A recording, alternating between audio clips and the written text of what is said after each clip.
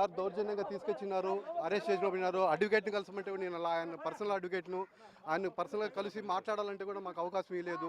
లేదు మీరు ఇంటరాగేట్ చేసుకొని మేము పక్క రూమ్లో కూర్చుంటామంటే కూడా అవకాశం ఇవ్వడం లేదు. మీకు ఆ లోపల వాళ్ళు ఏం చేస్తున్నారో తెలియదు. మా క్లయింట్కి ఏ రక్షణ ఉందో కూడా మాకు తెలియడం లేదు. ఏం విషయం ఏం తెలియడం లేదు. వచ్చి రాత్రిపూట అరెస్ట్ చేసి ఇటు తీసుకొచ్చినారు. నోటీస్ ఒకటి ఇచ్చినారు, నిన్న అరెస్ట్ చేసినారు. ఈ రోజు డేట్ ఇచ్చినారు. దాంట్లో కూడా నోటీస్లో కూడా నిన్న అరెస్ట్ చేసినప్పుడు నిన్న నోటీస్ ఇవ్వాల, ఈ రోజు డేట్ వేసి నోటీస్ ఇచ్చినారు. దాంట్లో సెక్షన్లు వేసినారు. ఆ సెక్షన్లు చాలా మాత్రం అట్రాక్ట్ కావు. ఉండేది మిగిలినవన్నీ 7 years లోపలనే ఉన్నాయి. ఆయన వాళ్ళు బెయిల్ మీద రిలీజ్ చేయాల. ఏం వాళ్ళు విషయం చెప్తే కదా మాకు తెలిసేది. నోటీసులు ఇచ్చిన సెక్షన్లో 3 ఉన్నాయి, 111 ఉంది. అది అట్రాక్ట్ కాదని హైకోర్టు, సుప్రీంకోర్టు నెంబర్ ఆఫ్ కేసుల్లో చెప్పింది. ఈ రిమైనింగ్ సెక్షన్ 3 years లోపలనే ఉన్నాయి. పోలీసు వాళ్ళు బెయిల్ ఇచ్చి రిలీజ్ చేయొచ్చు. అయినా కానీ వాళ్ళ లోపల మాకు మాట్లాడే అవకాశం ఇవ్వడం లేదు. లోపలికి పక్కన కూర్చుంటాం, మేము రూమ్లో పక్కన కూర్చుంటామంటే కూడా అవకాశం ఇవ్వడం లేదు.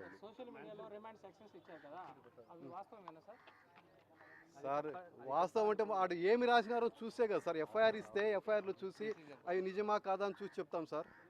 ఏమి పేపర్ కూడా ఇవ్వడం లేదు కదా వాళ్ళు.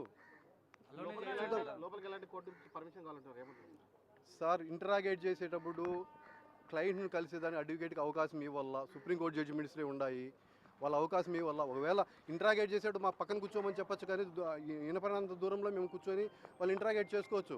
మాకు హక్కు ఉంది, పోయి కలిసే హక్కు. ఆ అవకాశం కూడా ఇవ్వడం లేదు వాళ్ళు. ఖచ్చితంగా లీగల్గా దీని మీద యాక్షన్ తీసుకుంటాము. హైకోర్టులో రిట్ వేస్తాము. ఇప్పుడు మేజిస్ట్రేట్ దగ్గర ప్రొడ్యూస్ చేసినప్పుడు కూడా ఈ విషయాలన్నీ చెప్తాము. రిమాండ్ రిజెక్ట్ చేయాలని కూడా మేము ఫైట్ చేస్తాం సార్.